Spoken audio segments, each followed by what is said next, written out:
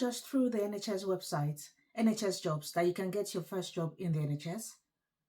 There are other websites that can use to get your first role or other roles in the NHS. Have you heard about Trac? Trac is another useful website for getting your NHS role. Today, in this video, we'll be going through setting up your Trac profile to ensure that you put your best foot forward in getting your first role or other roles within the NHS. If this is something you're interested in, come with me as we go through this together. Don't forget to like, share, subscribe, and I look forward to seeing you in the video. Let's get into it. Let's get into the video to create your Trac profile. The first thing you need to do is to go into Google and search out Trac jobs. This is how you're going to be spelling Trac. That's T-R-A-C, then jobs. It will bring you to this website where it shows you Trac jobs, health jobs UK, and all other ones. The one you need to do is click onto Trac jobs.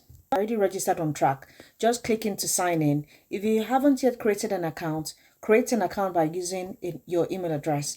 This email address would need to be verified. So once you put in your email address, click I'm not a robot, then it sends you an automated email at login for you to confirm your identity. Once you've confirmed your identity, it brings you back to this page and you can then log in and set up your profile. As I've already created a profile, I'll just log into that. Once you've logged in, it will bring you into this place. Well, because I've already created my profile previously, my profile has already been semi-set up. You'll just click on update your contact details. If you need to update it, just update the details here by following the instructions. When you do this, go to the top right hand corner and click on where your name is. It tells you about your profile. Once you're on the profile page, you need to ensure that the correct details are set up on your profile page. So you need to ensure that the name you put in there is your proper name. This is because the name here will be used to set up your NHS profile when they're transferring your details to the NHS organization that you've applied to. Ensure that your email address is correct. Ensure that your address is correct as well. And putting in where you're based, your current country, if you are currently in the country, put it there, your address as possible. Click on save. Then you go into this contact number is what will be used to contact you for text messages, to invite you to interviews. Sometimes the recruiting managers use that telephone number to call you about the outcome of your interview, or even recruitment uses that number to check for some details from you during the recruitment process. Then if you scroll down, it will tell you about your online CV. You can download your online CV, that's if you've already completed all the sections in this area. Unlike the NHS jobs that we filled in previously, this has more sections for you to fill in for your profile. It talks about your qualification, it talks about the training courses you've attended, your professional registration, and any specialist questions you want to add to your online CV as well. You need to fill in your employment as well, the gaps in your employment, also your supporting statement as well. This is the most important part of things where you need to ensure that you're writing statement properly. As I said in my previous video, the supporting information section is the most important part of your application process. So that will be covered in a separate video, which I'll be uploading shortly. Then you need to ensure that personal statement is correct. With this personal statement here for your profile, you can have a generic one, which you would ensure that you're tweaking when you're applying to each role that you apply to. Your preferred employment type, you state that. And once you finish, you just click on save. So if we go into your preferred employment type, once we finished all this personal contact details side, we'll then go into the qualification. Click on start. Whatever qualifications you have, so if you have your NVQ in healthcare or your nursing degree, might be on undergrad, postgrad, or whatever degree that you have. So you put in the subject of what your qualification is. So it may be NVQ or any qualification that you have. You put it there, the place of study, your grade, and the year obtained. If you are yet to obtain that result, or if you are yet to obtain that qualification, just put in the year it would be obtained here. So it can be a future date in there. You just keep adding whatever qualification that you feel will be relevant to have on your profile. Just keep adding it on here. Then you just click on save. With regards to training, whatever training course you've done. So for example, I've put in here, training provider was First Car 2. It was for 1 hour and the year completed was in 2014. But if you have more training courses that you need to add, you need to put it in there as well. So it goes to my training courses that I've attended. The good thing about Trac is that you would not be able to go to the next section unless you save it. So with professional registration now, it gives you a lot of professional registration that you can pick from, because the NHS offers employment to different kinds of people, not just nurses. So there are different ones. So you can see some for lawyers, SEMA, PD. You just look for the one that best relates to you. Like the NMC ones are the ones that will relate to nurses here. So you, specialist nursing community healthcare, it will show it to you. Click into that and please provide details below so you'll be able to provide it and your NMC number and the date you need to be renewed. And once you finish all that, you just click on save. Go to your employment. So with this employment, I will always say start with your most recent employer. Fill in their details, the person that you're reporting to, the number, your job title, the start date and end date.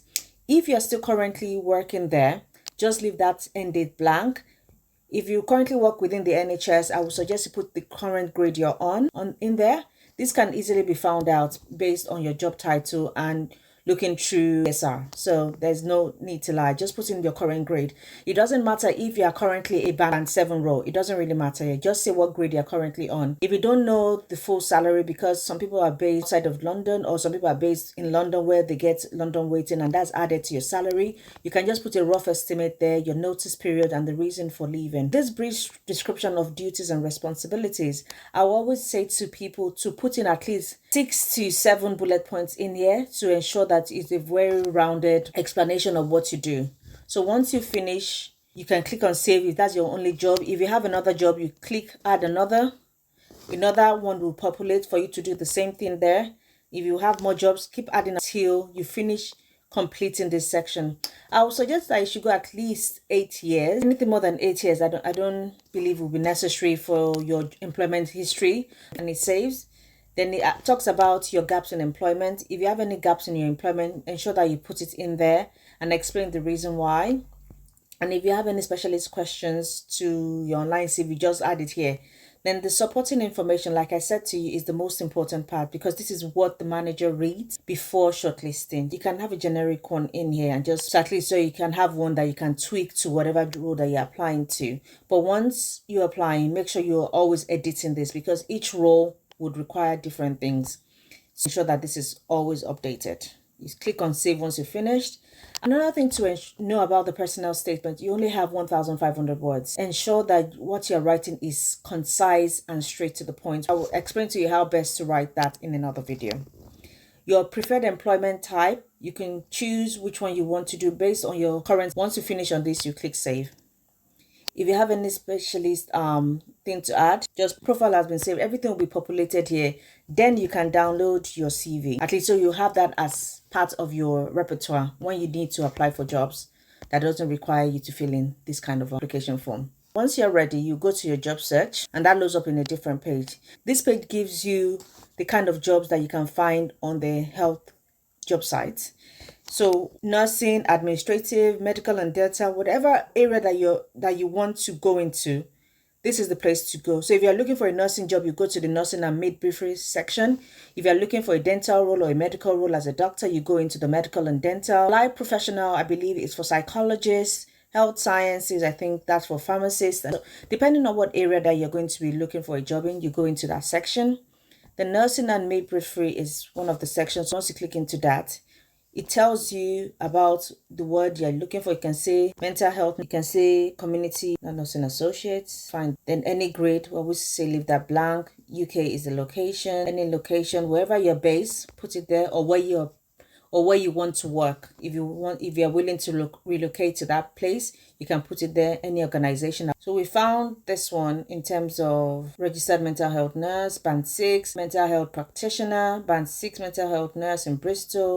You can see there are loads of roles there, about 10 different roles.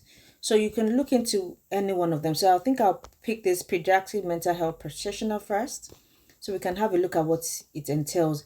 It tells you about the main area of working, what the hours are like, what kind of hours you can do. So working hours to midnight and 2 to 10 o'clock, Monday to Sunday. There will be some daytime working to cover training, study leave, continuous professional development, job sharing, option welcomed and considered. So that's what they're telling you, that what the hours are going to be like for that and what the hospital is going to be.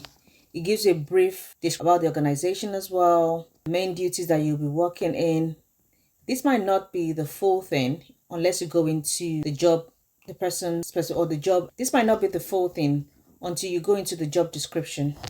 So when you go into the job description, you should be able to find the name of the recruiting manager, the telephone number is there. Most times I always say contact the recruiting manager to ensure that you understand what is really required. And most times they're always very happy to respond and answer you as well. So if you quickly have a look at the job description, that opens up in a new page. Just a better overview of the role, about us, what the lines of responsibilities are. You need to ensure you're reading all this. But my main interest is always going to be the person specification. So this one, in terms of the knowledge and experience, what the E stands for in this one's essential, and the D means desirable. So these are all what you need to have to be able to ensure that you can do this job. All this needs to be represented in your personal statements when you're filling out your job application. But like I said, we'll be going through that in a different video to explain things properly to you. So I hope you've been able to see how to set up the perfect profile. And we've had a quick look at an example of a job that you can apply to. I hope this video has been very informative and been very helpful. Setting up your job profile is the first step to getting your job. You need to ensure that this job profile is set up properly. And when it comes to applying for your role in the NHS, you'll find it so much easier by following this step-by-step guide. I hope this video has been very insightful for you and you've been able to learn one or two things about ensuring that your job profile is set up properly. If you already have a job profile set up, or if you already have a Trac, go back in and look at it to ensure that it has been set up properly in terms of having all the relevant information in there. Until my next video, where we'll be talking more about the NHS process and applying for roles, I look forward to seeing you then. Please like, share, subscribe to my channel.